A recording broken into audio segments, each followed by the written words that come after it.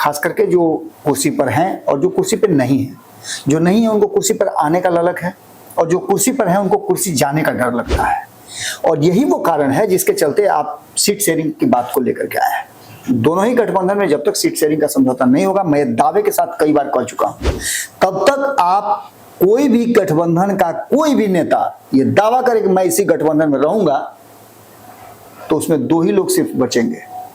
एक भाजपा जो कहेगी कि हम एनडीए में ही रहेंगे, और दूसरा तेजस्वी यादव।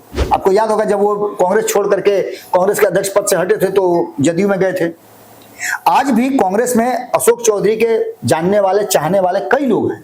एक बड़ी टीम को लेकर के अशोक चौधरी जदयू में गए थे, और जैसे ही अशोक राम का वहां ज्वाइनिंग हुआ, भले ही अशोक चौधरी फ्रेम में नहीं है, लेकिन कहीं ना कहीं ये बात तो साफ नजर आ रहा है कि इस अशोक राम के माध्यम से चिराग पासवान को एक बड़ा मैसेज नीतीश कुमार ने दिया है। नोरमा ग्रुप, जो सोचता है वो करता है, आपके अपने सपनों का आशियाना।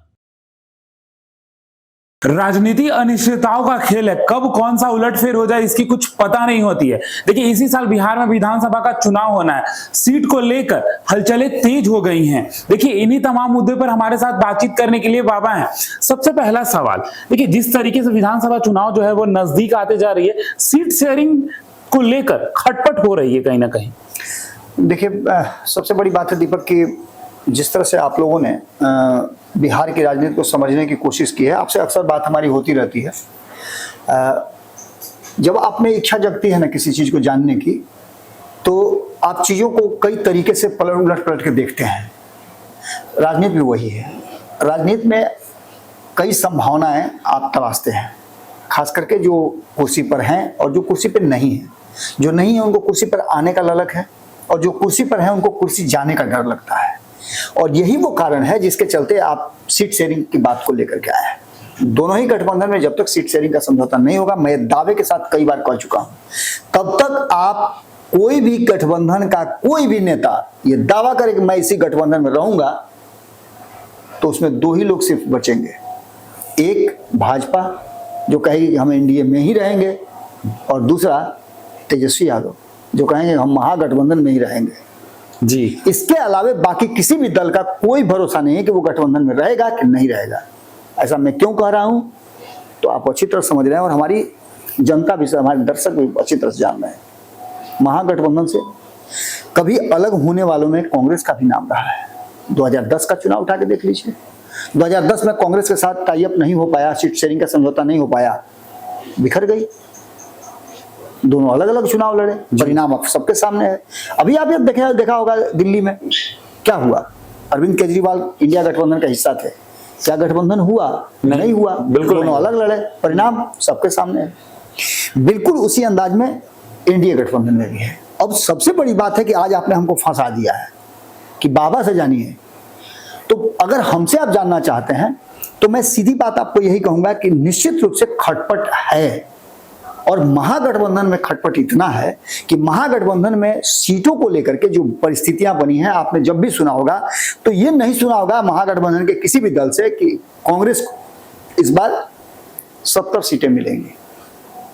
सब यही बात कह रहे हैं बिल्कुल कि कांग्रेस को 50 से ज्यादा नहीं मिलेगा, 45 से 50 के बीच में रहेगा।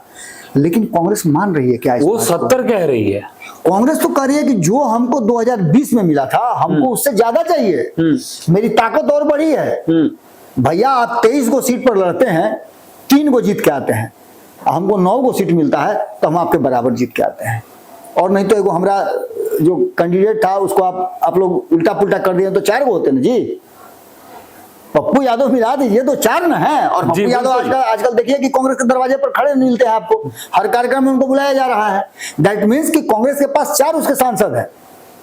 तो परिस्थितियां 2024 के बाद बहुत बदली हैं, और जिस जगह पे आप लेकर के आए हैं और जिस कारण से ये बात हम आज कह रहे हैं, वो सबसे पहली बात ये है कि अभी जब ये खबर कर रहे हैं उसके ठीक 24 घंटा पहले कांग्रेस का एक बड़ा विकेट धराशायी हुआ है। किसने धराशायी किया है? जदयू ने किया है, नीतीश कुमार ने किया है। और महागठबंधन की खटपट को भजाने में अक्सर आपने देखा होगा कि नीतीश कुमार सफल रहे हैं, लेकिन हमेशा से। जी बिल्कुल, लेकिन ये नीतीश कुमार ने जो ये किया है, इसके बाद उन्हीं के पार्टी के जो गठबंधन में है एक टेंशन बढ़ा दी है। निश्चित रूप से आप इसको ऐसे देख सकते हैं कि नीतीश कुमार ने ये शुरुआत 2024 से ही शुरू कर दी थी। जब जब नीतीश कुमार को मौका मिलता, 2024 में जब नीतीश कुमार महागठबंधन से एनडीए की तरफ आ रहे थे, तो वो 7 विधायक कौन थे?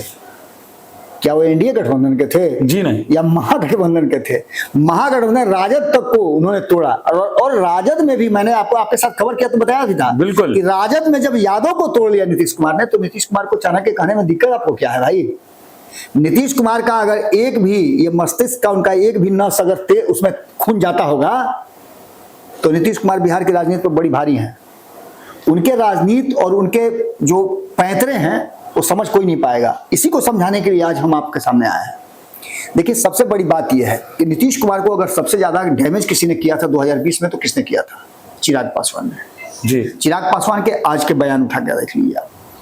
जिस तरह के बयान चिराग पासवान एनडीए गठबंधन में दे रहे हैं, क्या आपको लगता है कि एनडीए गठबंधन सहज हो पाएगा? जी नहीं, अपने पार्टी के खिलाफ बागी होते हुए दिखाई पड़ते हैं। जिस गठबंधन में है उस गठबंधन की सरकार है, और ये जब कोई कह दे कि मुझे इस बात का अफसोस है, दुख है, तकलीफ है, दर्द है कि मैं इस गठबंधन का हिस्सा हूं, दैट मीन्स कि he is doing another thing. जी। ऐसी स्थिति में आप एक बात बहुत बढ़िया से कह सकते हैं कि चिराग पासवान ने ये बात कहा क्यों? तो निश्चित रूप से चिराग पासवान ने 2024 में अपने आप को प्रूफ किया है कि वो अगर महागठबंधन और एनडीए गठबंधन के बीच में सेतु का काम कर रहे हैं, या वो जिस गठबंधन में रहेंगे, पहले नीतीश कुमार के बारे में कहा जाता था कि नीतीश जिस गठबंधन में रहेंगे उस गठबंधन की सरकार बनेगी, लेकिन अब चिराग पासवान उस जगह पर धीरे धीरे पहुंच गए हैं अपने दम पर। कल तक उनके चाचा थे, उनके पिता थे, लेकिन अब वो अपने दम पर ये किया है। ये अचीवमेंट जो 5 सीटों का उनका हुआ है, ये उन्होंने अपने दम पे किया है। तो निश्चित रूप से चिराग पासवान ने जिस तरह से एनडीए गठबंधन को डराया है, ये इस बात की तरफ इशारा कर रहा है कि नीतीश कुमार उनका सब्स्टिट्यूट पैदा करें।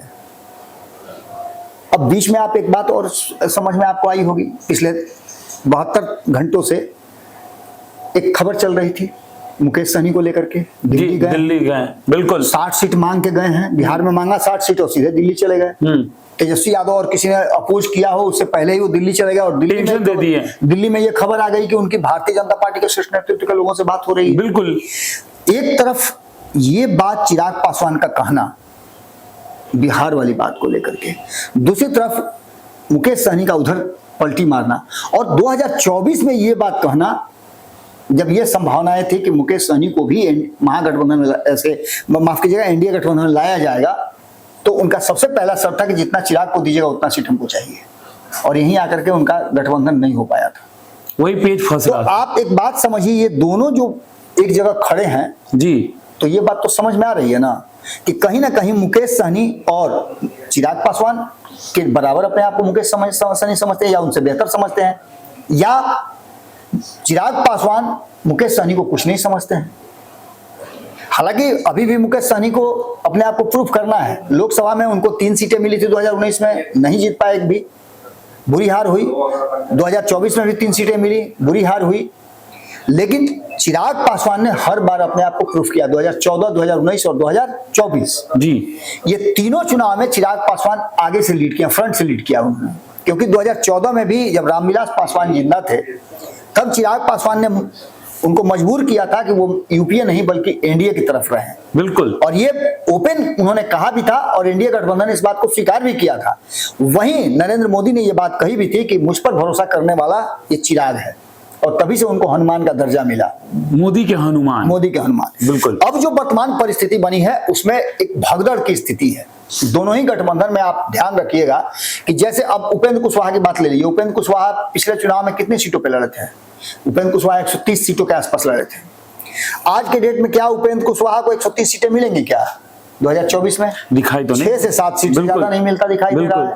तो बाकी के जो उनके 120 या 110 लोग जो होंगे वो क्या करेंगे?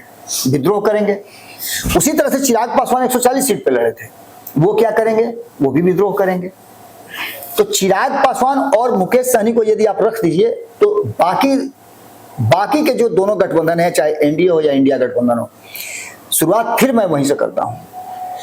अशोक राम का कांग्रेस छोड़ना, एक कद्दावर नेता जो 6 बार विधायक हो मंत्री रहे हैं, मंत्री रहा हो, यहां तक कि पार्टी का कार्यकारी अध्यक्ष भी रहा हो। जब सबसे ज्यादा कॉन्फ्लिक्ट चल रहा था कांग्रेस में, तब कई लोगों ने मिलकर के कांग्रेस को संभाला था। उन संभालने वालों में एक ये भी थे, मजबूत सैनिक थे।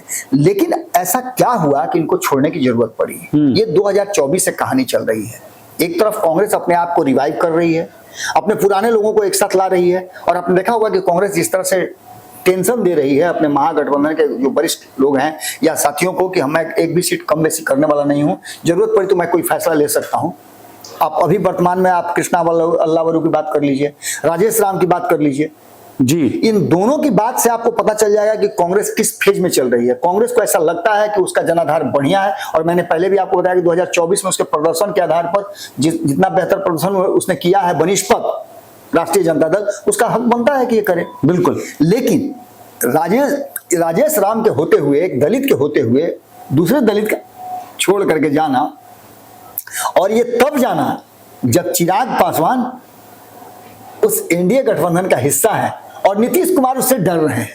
बिल्कुल बिल्कुल, इस बात को आप समझिए, बहुत बारीक बात है। नीतीश कुमार ने बहुत साइलेंटली अशोक राम को ला करके, उनके पुत्र को ला करके एक जवाब दिया है चिराग पासवान को, दलित सिर्फ आप ही नहीं है, मेरे पास 6 बार का जीता हुआ विधायक है जी, जो हमारे साथ काम करने के लिए तैयार है। टेंशन दे रहे हैं उनको। और इसकी शुरुआत भले ही चिराग पासवान के ही पार्टी से जो उम्मीदवार थी शांभवी चौधरी के लिए उन्होंने काम किया हो कांग्रेस में रहते हुए, जो खबरें हैं, मैं इसका कोई गवाह नहीं हूं और हमसे कह करके थोड़े वो करेंगे, लेकिन जो आप जाइए समस्तीपुर चले जाइए, समस्तीपुर में आप किसी से पूछ लीजिएगा तो यही लोग कहेगा कि अशोक राम ने मदद किया था अशोक चौधरी के पुत्री को, शांभवी चौधरी, जबकि वो कांग्रेस में थे अपनी पार्टी के खिलाफ। बिल्कुल, कई लोग ऐसा काम किया है। इसके पीछे का कारण था कि अशोक राम को ये पूरी तरह से उम्मीद थी कि जिस उम्र के पड़ाव पर है, जितना ज्यादा 6 बार के वो विधायक रहे हैं, बिल्कुल, उनको सांसद का टिकट देगी कांग्रेस, और समस्तीपुर से देगी जी। ये उस समाज से आते हैं जिस समाज का वो रिजर्व सीट है। तो ऐसी स्थिति में इनको टिकट नहीं देकर के एक बोरो प्लेयर को ला करके, जदयू के ही महेश्वर हजारी हैं जिनके पुत्र सनी हजारी को वहां से कांग्रेस ने टिकट दिया था, और इस बात से वो काफी नाराज थे, जिसके चलते उन्होंने विद्रोही तेवर अपनाते हुए अशोक चौधरी, जो कि कभी कांग्रेस के अध्यक्ष हुआ करते थे और उनसे इनकी अच्छी खासी ट्यूनिंग थी, 2015 में जो 27 विधायक जीत करके आए थे, उन विधायकों का आज भी, चाहे वो बक्सर में मुन्ना तिवारी हो या जो भी आप कह लीजिए, जो जीते हुए जितने भी विधायक थे, उन सभी का ट्यूनिंग अशोक चौधरी से बहुत बढ़िया था। उसमें से कई लोग अशोक चौधरी के साथ भी गए, कई एमएलसी उनके साथ गए थे। आपको याद होगा जब वो कांग्रेस छोड़ करके कांग्रेस के अध्यक्ष पद से हटे थे तो जदयू में गए थे। आज भी कांग्रेस में अशोक चौधरी के जानने वाले, चाहने वाले कई लोग हैं। एक बड़ी टीम को लेकर के अशोक चौधरी जदयू में गए थे, और जैसे ही अशोक राम का वहां ज्वाइनिंग हुआ, भले ही अशोक चौधरी फ्रेम में नहीं है, लेकिन कहीं ना कहीं ये बात तो साफ नजर आ रहा है कि इस अशोक राम के माध्यम से चिराग पासवान को एक बड़ा मैसेज नीतीश कुमार ने दिया है। यही कारण है कि मैं बार बार कह रहा हूं, जो आपने सवाल कर दिया कि बाबा से समझिए कि ये पूरा प्रकरण क्या है, गुत्थी कैसे है। हाँ। तो इस गुत्थी को सुलझाने के लिए निश्चित रूप से महागठबंधन का खटपट, और महागठबंधन में सीट मिलेगा कि नहीं मिलेगा, क्योंकि कांग्रेस में पिछली बार तो उनको नहीं मिला था। अशोक राम ही नहीं, अभी कई लोग हैं जो इस लाइन में खड़े हैं। 70 लोग चुनाव लड़े थे, उन 70 लोगों को चाहिए ना टिकट जी, वो तो इस इंतजार में बैठे हुए कि इस बार में उनको मिलेगा। बिल्कुल, ऐसे सभी लोग, अधिकांश लोग, सभी लोगों की बात मैं नहीं कर, अधिकांश लोग होंगे जो विद्रोही तेवर अपनाएंगे, टिकट के लिए मारामारी करेंगे, और ये परिस्थिति बन रही है जिसमें आप समझ लीजिए कि एक तीर से 2 शिकार, और तीर भी आपको पता है कि उनका सिंबल भी है, बिल्कुल, जदयू। तो नीतीश कुमार का तीर जिसको लगता है ना, वो घायल ही नहीं होता, तिल मिलाता है, तिल मिलाता है। आपको पता है ना, बिल्कुल, कि जब नागफास चलाया था हनुमान जी पर मेघनाथ, तो उन्होंने कहा कि इसको हम कैसे भाई निरस्त कर सकते हैं, व्यर्थ कर सकते हैं, अगर ये नहीं मानेंगे तो महिमा ही खत्म हो जाएगी जी। तो उन्होंने अपने आप को उस नागफास में बंधना स्वीकार कर लिया। वही स्थिति है जो वर्तमान परिस्थिति है। नीतीश कुमार का तरीका कुछ अलग है। आज भी नीतीश कुमार अपने सुबह उठते हैं, एक फैसला कर देते हैं, ट्वीट कर देते हैं, तुरंत देखिए कोई योजना शुरू हो जाती है। पिछले 1 महीने से तो यही हो रहा है, और हमारे संपादक ने कहा भी था कि करीब 2 दर्जन के आसपास ऐसी योजनाएं हैं जो चुनाव से पहले आपको आती हुई दिखाई देंगी, जिसमें से हमको मुझे लगता है कि 8-10 तो कम से कम हो गई हैं, बिल्कुल बाकी बची हुई हैं। और उन्हीं योजनाओं में एक योजना ये भी है कि अगर इंडिया गठबंधन में कोई छान पघा तुराएगा, छान पघा तुराने का मतलब समझते हैं, छान पघा तुराने का मतलब होता है कि जब नया नया बाछा होता है ना, गाय का जो बछड़ा होता है, वो बच्चा होता है ना, तो वो खूंटा जो रहता है, उस खूंटा पर देखिए खूब जोर आजमाता है, उसको लगता है ना कि हम खूंटा जो है उखाड़ लेंगे। वही स्थिति है यहाँ, जो छान पघा तुराएगा एनडीए गठबंधन में, नीतीश कुमार को सहित देंगे। और नीतीश कुमार सहितने के लिए आदमी रखे हुए हैं, जैसे ललन सिंह को रखे हुए हैं, और भी कई लोग हैं जिनको सहितने के लिए रखे हुए अलग अलग तरीका से। अशोक चौधरी का भी नाम ले सकते हैं, संजय झा। कहीं ना कहीं ये अशोक राम वाला जो प्रकरण है, उनके बेटा अतिरेक वाला जो मामला है, इस पूरे प्रकरण में एक बात तो साफ नजर आ रही है कि ये एक तरह से साइलेंटली चिराग पासवान को जवाब भी है कि आप अकेले दलित नहीं हैं। एगो तो पहले आपने संतोष सुमन से बयान सुना होगा, बिल्कुल, जीतन राम मांझी का बयान सुना होगा। संतोष सुमन तो उनके विकल्पे लेकर के आए, जैसे कि मैंने शुरू में बताया कि मुकेश सहनी समझते हैं कि चिराग पासवान के बराबर या उनके समकक्ष हैं, या उनसे हम ज्यादा ताकतवर हैं, ज्यादा वोट बैंक मेरे पास है। तो बार बार वो जब भी एनडीए में बात होती है तो वो कहते हैं कि चिराग से हमको अधिक सीट चाहिए, उनके बराबर सीट चाहिए। बिल्कुल। वहीं दूसरी तरफ संतोष सुमन ने उनको आमंत्रण भी दे दिया कि इनको तो चाहिए कि भाई स्वाभाविक गठबंधन है, आ जाइए इधर। उसके बाद जो बात जीतन राम मांझी ने कही, वो भी बात सबको याद है। इसके बाद अशोक चौधरी के दामाद और उनकी बेटी अभी अभी नजर आए हैं। जीतन राम मांझी के निजी कार्यक्रम था घर का, उसका फोटो आया है। तो कहीं ना कहीं दलितों के बीच में चिराग पासवान को लेकर के जो एक परसेप्शन बना है कि चिराग दलितों के सबसे बड़े नेता हैं, उसमें सेंधमारी करने की एक कोशिश जो है वो हो रही है। और नीतीश कुमार ने उस रास्ते के लिए अपने लोगों को छोड़ दिया है। नीतीश कुमार का अय्यार होते हैं, बिल्कुल, स्लीपर सेल, बिल्कुल, और स्लीपर सेल जो है काम करना शुरू कर चुका है। और कहीं ना कहीं ये एक चिराग पासवान को जवाब भी है। तो दूसरी तरफ कांग्रेस जो कर रही है उसका भी एक जवाब है। राहुल गांधी को इसी महीने आना है, अगस्त में ही उनका कार्यक्रम है बिहार के 9 प्रमंडल में घूमने का। तो ऐसी स्थिति में राहुल गांधी के आने से पहले नीतीश कुमार ने उनको एक हर्डल दिखाया है कि इसको पार कीजिए ना, अभी तो शुरुआत किए हैं, अभी आगे आगे देखिए क्या होता है। तो सिंपल सी बात समझ लीजिए कि ये मामला कोई नया नहीं है। और कांग्रेस जिस परिस्थिति में है, जिस तरह से कांग्रेस ने, और कांग्रेस के इससे पहले मैंने कृष्णा अल्लावरू और राजेश राम की जो जोड़ी बनी है, इससे पहले के जो लोग थे, जो डिसीजन मेकर थे बिहार में, उन्होंने जो गलतियां की हैं, उस गलती की सजा आज भी कांग्रेस को भोगना पड़ रहा है। हालांकि ये दोनों संभालने में बहुत प्रयास कर रहे हैं। राजेश राम भी देख रहे हैं कि लगातार आप लोगों को हाथ पैर पकड़ करके कह रहे हैं भैया कांग्रेस यहाँ आइए, कांग्रेस में ही रहिए। कृष्णा अल्लावरू भी यही काम कर रहे हैं, पुराने लोगों को खोज खोज करके ला रहे हैं। लेकिन जो आपका पुराना जो है सिपाही, वो तो भाई कहीं ना कहीं आपका किया हुआ जो कर्म है वो तो आपके आगे आगे आएगा ना। हमारे यहाँ कहा भी जाता है कि जैसन करवा कमाई वैसन आगे आगे आई। बिल्कुल, तो वही बात है। और सिंपल सी बात है कि एक बात समझ लीजिए आप कि जो वर्तमान परिस्थिति बनी है, अगर मेरा आपने मत माना तो मैंने बताया कि महागठबंधन के खटपट का फायदा जो है नीतीश कुमार उठाते हैं, लेकिन उस फायदे के साथ साथ एक तीर से दो शिकार करते हैं। एक तरफ महागठबंधन को डैमेज करना, और दूसरी तरफ चिराग पासवान को यह औकात बताना कि आप अपने हद में रहिए। एनडीए में रहना है तो आपको समझौते के तहत रहना होगा, एक स्टेप पीछे लेने के लिए आपको तैयार रहना पड़ेगा। देखिए आगे क्या होता है। तो देखिए क्या कुछ कहा इन्होंने, आपने सुना ही है। नीतीश कुमार जो है वो चिराग पासवान का टेंशन बढ़ा रहे हैं कहीं ना कहीं, और कांग्रेस की भी। तो तमाम ऐसे ही खबरों के लिए हमारे साथ बने रहे। अब भारत लाइव देख रहे थे, धन्यवाद। आपके सपनों को हमने सजाया है, ई होम्स पैनोरामा को हमने बनाया है। ई होम्स मेरा एक सपना था जिसपे मैं पिछले 4 साल से काम कर रहा था। हमने जो बनाया है वो सबने है माना। ई होम्स पैनोरामा में हो आपका भी आशियाना। और फाइनली हमने 2021 में इस प्रोजेक्ट को लॉन्च किया। बहुत लोग अप्रिशिएट कर रहे हैं कि पूर्णिया जैसे शहर में, बिहार के, एक तो बिहार की बात करें उसमें भी पूर्णिया जैसे छोटे जगह में इस तरह का लाइफस्टाइल देना, ये सुन के हम लोगों को बहुत अच्छा लगता है। ई होम्स में हमने कुछ और भी किया है, जैसे हम जिस जगह में रह रहे हैं हमारे फैमिली सिक्योर हो, उनको सिक्योरिटी का ध्यान में रखा है। आपकी सुविधा और सुरक्षा आपके लिए खास है, ये आपका विश्वास है। इसमें आर्टिफिशियल इंटेलिजेंस का 7 लेयर सिक्योरिटी का हमने इस्तेमाल किया है। लस ग्रीन कैंपस को बनाया है। यदि हमारा बाउंड्री वाल है तो वो वर्टिकल गार्डन है।